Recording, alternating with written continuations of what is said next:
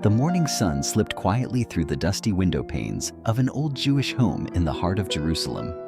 Yosef, a father in his 40s, with gentle yet determined eyes, stood by the doorway observing his son Daniel, who was still asleep after another night wasted on video games and endless scrolling. Daniel was 15, an age full of fire, dreams, and the dangerous belief that time was infinite. But Yosef knew better. He remembered being 15 himself, and how easily he had thrown away precious opportunities simply because he believed tomorrow would always come. Today, he decided, his son would learn a lesson he wished someone had taught him long ago. When Daniel finally stumbled into the kitchen, Yosef placed a small black box in front of him. Daniel frowned. "Dad, what's this? It's not my birthday." Yosef smiled. "It's a special gift, but you can only open it if you promise one thing." Daniel leaned back, curious. "Okay, what's the condition?" Yosef looked into his son's eyes and said softly, "After you see what's inside, you must think seriously about your time." Daniel chuckled. "Dad, come on, I'm young. I have plenty of time." Yosef's smile faded into something deeper, heavier. "Exactly, Daniel. That's why you cannot afford to waste it." He opened the box. Inside was a small golden hourglass with fine grains shimmering like crushed sunlight. Daniel held it up. "It's just an hourglass?" Yosef simply said, "Not just. It is your life." Yosef guided Daniel to sit by the window where the sun had risen above the old stone buildings. "Do you know why I gave you this?" he asked. Daniel shook his head. Yosef placed the hourglass between them. "The sand on top is the time you still have. The sand below is the time you've already spent. You can never put it back." Daniel's expression changed. For the first time, he sensed the seriousness behind his father's calm voice. "Every grain that falls is a second of your life," Yosef continued, "and you cannot stop it. You can only decide what to do while it is falling." Yosef paused, then asked, "Do you know what the most frightening thing in life is, Daniel?" "Dying?" Daniel guessed. Yosef shook his head. "No, the scariest thing is reaching the end of your life and realizing you never truly lived." A chill ran down Daniel's spine. The hourglass suddenly felt heavier in his hands. Yosef stood near the window, reflecting. "Time is the only wealth God gives equally to everyone," he said. "Rich or poor, wise or foolish, each of us receives 24 hours a day.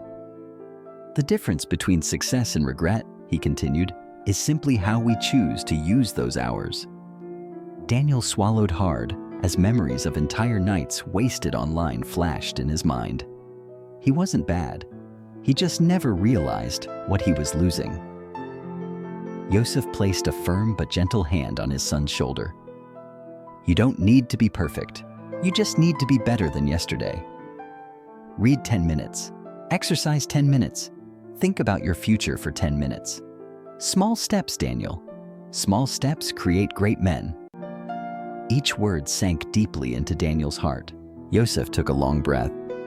"I never told you this." Daniel looked up. "When I was 15, I also believed I had all the time in the world. I said tomorrow to everything. Study tomorrow. Practice tomorrow. Try tomorrow." His voice grew softer. "And because of that, I lost the only scholarship offered to Jewish students in our quarter."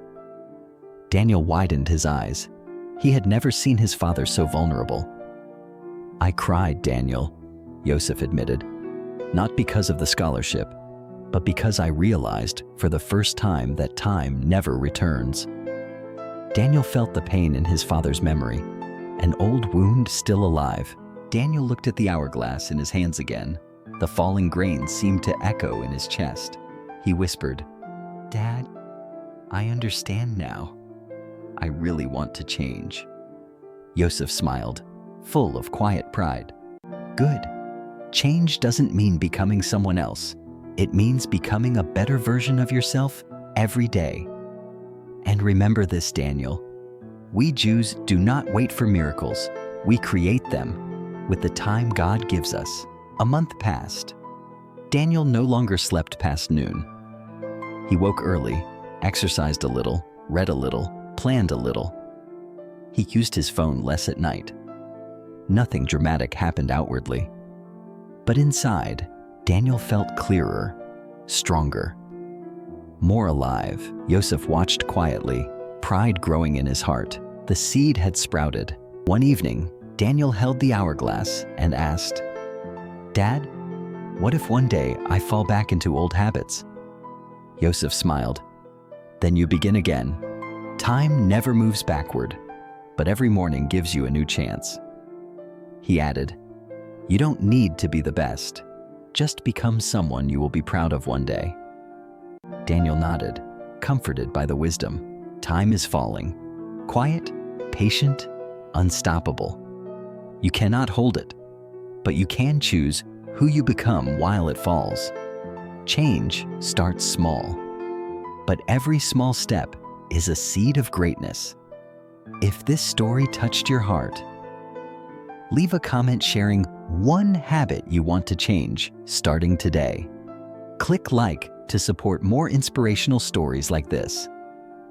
Subscribe so you don't miss the next video. Your time is precious. Your future is waiting.